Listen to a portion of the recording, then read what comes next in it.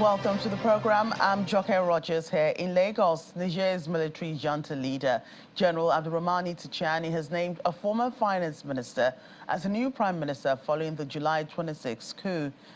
Ali Mohammed Lamin Zain replaces Mahamadou Uhamudu, who was in Europe during the coup.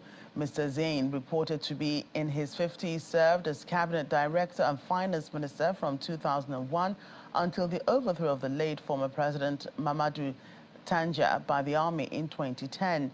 Mr. Zain, whose new position was announced by a junta spokesperson on state-owned television station, has worked for the African Development Bank in Chad, Ivory Coast and Gabon in recent years. Meanwhile, other military appointments were announced. And delegations from Mali and Burkina Faso's military governments have assured Niger's military coup leaders of their full support in a solidarity visit to General Abdurrahmani Tchiani in Niamey, the country's capital. This comes as the regional bloc ECOWAS is set to hold a summit to discuss the next move against Niger's junta. An ECOWAS deadline to reinstate President Mohamed Bazoum was ignored by military leaders, and he is still being held captive. They remained defiant in the face of sanctions and threats from ECOWAS, including a military intervention that the bloc said would be a last option. Mali's military government spokesman, Abdoulaye Maïga, described the ECOWAS sanctions on Niger as illegal and illegitimate. Meanwhile, residents in the Niger capital have welcomed the arrival of military delegates from Mali and Burkina Faso in the hopes that troops from the region's other junta-led states could help protect the leaders of Niger's recent coup from a potential show of force from West African nations. Asked about the visit of the delegations, a resident, Abdul Aziz Mahamani, said in his words, "I think it will help us fight terrorism more effectively and pool our forces." Another resident believes it's common sense to join forces in the face of danger, and the best solution for Niger is for Mali, Burkina Faso, and all those concerned to put their hands together to eradicate the scourge. Mali and Burkina Faso military leaders last week warned against an ECOWAS military intervention in Niger, saying it meant a declaration of war.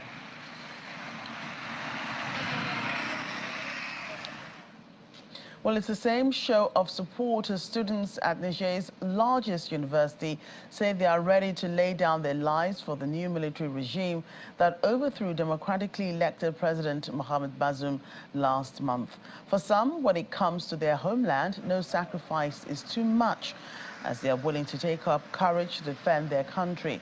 This is coming after the coup leaders, who call themselves the National Council for Safeguarding the Homeland, in a statement called on young people to mobilize in the event of an ECOWAS intervention.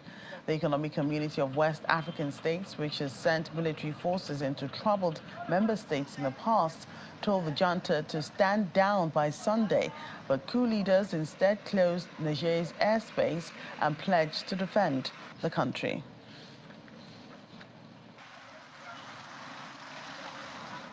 In the meantime, U.S. Secretary of State Antony Blinken has expressed Washington's full support for the West African Regional Bloc ECOWAS in its efforts to restore constitutional order in Niger following the recent coup. Speaking in an interview, Mr. Blinken said that he had been in touch with Niger's deposed president, Mohamed Bazoum, saying it was crucial the democratically elected government be reinstated. He also noted that Russia's Wagner mercenary group is taking advantage of instability in the country, warning that if Russia's mercenary group Wagner were to be deployed to Niger, there would be an increase in deaths, destruction, exploitation, and rising insecurity. However, Mr. Blinken said he did not think Russia or Wagner instigated the military takeover. Meanwhile, United States Department spokesman Matthew Miller says U.S. aid programs to the government of Niger that have been paused over a military takeover in the country are valued at more than $100 million. Speaking at a press briefing, Mr. Miller said hundreds of millions of dollars in U.S. assistance is at stake if the country's junta does not reinstate the elected government. Embassy staffing.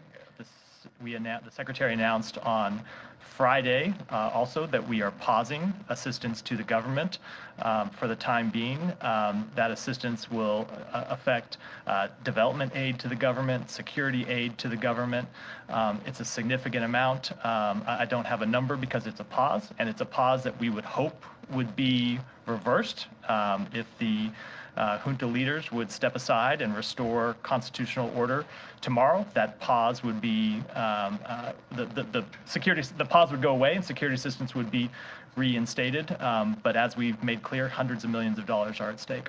Again, it is a number over $100 million, but it's hard to give an exact amount because one, we just made this pause. How much money you're giving to Niger? We don't know how long this pause will be in effect. If the pause, or how long it's going no, to be. Now something like this, you should have an idea of what it is that you're. Here's the reason. Stopping, sometimes there are payments that are made in one big lump sum. Sometimes there are continuing payments that go on once every. I'm not going to say a period, but and so the program's paused, but certainly over $100 million. I don't have a list of specific programs, but they are development assistance, security assistance, law enforcement assistance, and other programs that aid the government of Niger. Elsewhere now, residents in Ethiopia's Amara region say intense fighting between local